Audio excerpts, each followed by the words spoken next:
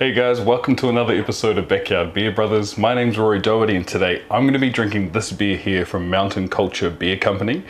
So this is actually a New South Wales brewery here in Australia, and this is their Back to Cali West Coast IPA. So if I've got a crazy sheen on me, it's because it is like ridiculously hot. I usually always complain about the temperature, but outside it's currently 38 degrees.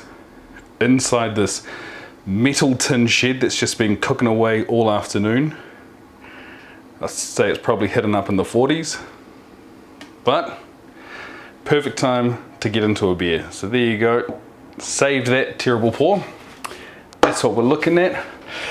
So just while I'm letting it sit for a little bit, I know as far as IPAs are concerned, a lot of people talk about them being the sort of entry level into craft beers once you've sort of done with your drafts and your lagers and so forth. But I'm sort of on the fence when it comes to IPAs. I find that there's a bigger spectrum of them either being amazing or being terrible, and just when you hit those terrible ones, they put you off for a long time. So what I'm hoping is that there's going to be sort of some tropical fruit notes in here. You're still going to be getting some of the hops, but sometimes you get those like super resiny, sort of hard to drink, tastes like you just made out with a pine tree style IPA. And if you've drunk enough IPAs, you know exactly what I'm talking about. But let's have a quick look and a little sniff. It's smelling good.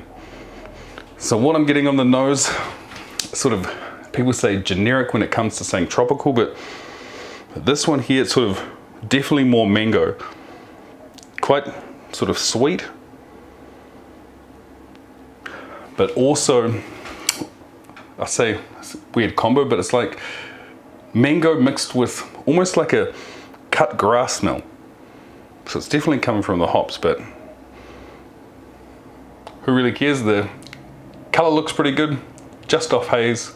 Got a fair bit of carbonation coming through, but it all comes down to the taste, so let's get into that.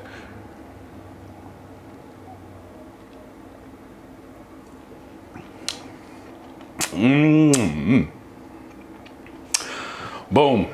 So let's begin with, what are we expecting from this? You're expecting it to be sort of hop forward. You're expecting, pardon me, to have a sort of bitterness coming from those hops as well. And you are getting this in this beer. There is that sort of bitterness or astringent sort of flavor. You get the mouthfeel, sort of coats your mouth, but it's not sort of unpleasant or overpowering. I mentioned that there's also sort of a mango smell coming through on it, and you're also getting that in the taste. So it's, I think, very well balanced, but maybe even potentially a little sweeter than what I had originally anticipated.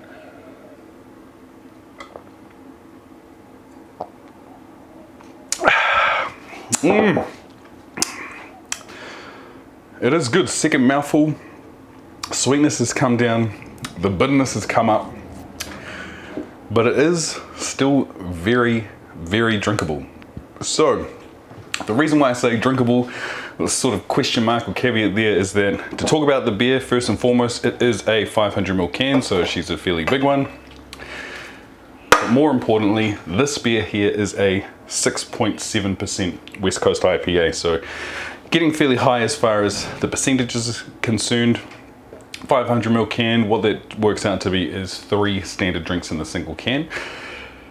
The other important thing though is that this actually scored unbelievably high on Untapped. Unbelievably is probably the wrong word there, but as far as this beer is concerned, it scored a 4.01, so above 4 is very good. The other thing that I'm noticing as I'm talking, there's sort of like a lingering sort of bitterness and taste that, again, not unpleasant at all. It's actually going down a treat though, obviously sort of sweating profusely. I think a hot jug of coffee right now would be going down a treat. Like, it's crazy, even just touching the walls of this metal shed is hot.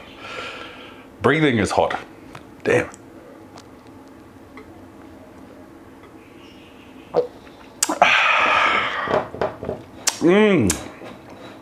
She's pretty good. Easy to drink, too easy to drink maybe, especially at 7.6%. Boom, that's a bad combination. Easy to drink and high percentage beers is a recipe for disaster. All right, so perhaps even a little bit more about Mountain Culture as a brewery. So definitely somewhere that I'd like to visit myself. But one of the things, they sort of have been going pretty strong as far as brewing is concerned here in Australia. But last year, they actually took the top spot in the Great Australian Beer Spectacular, or GABS, which is a massive beer event. So they had a beer that they entered called Status Quo, which was a pale ale, ended up coming out at #1 last year. So GABS 2022, pretty awesome. But let's go to the questions. Would I personally buy this again?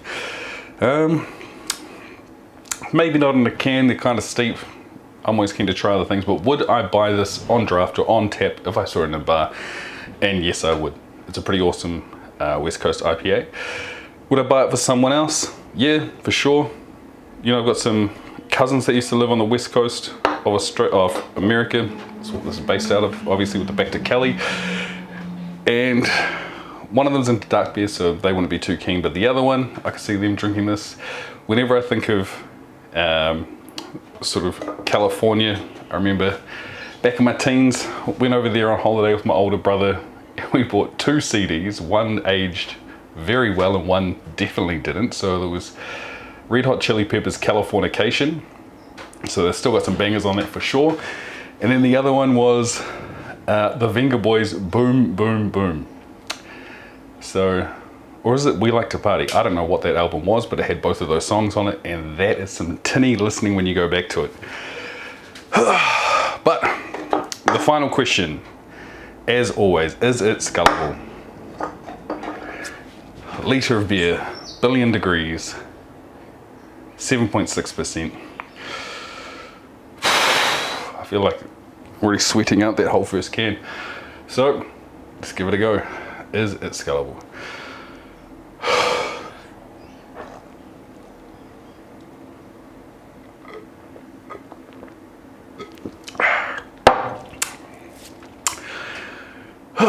Yes, it is. Very scullable indeed. So that's us for another episode, guys. If you like what you saw, hit the subscribe, leave us a comment. Any beers you want us to try, whether good or bad, let us know. But other than that, you know, as always, appreciate you watching and have a good one. Yeah.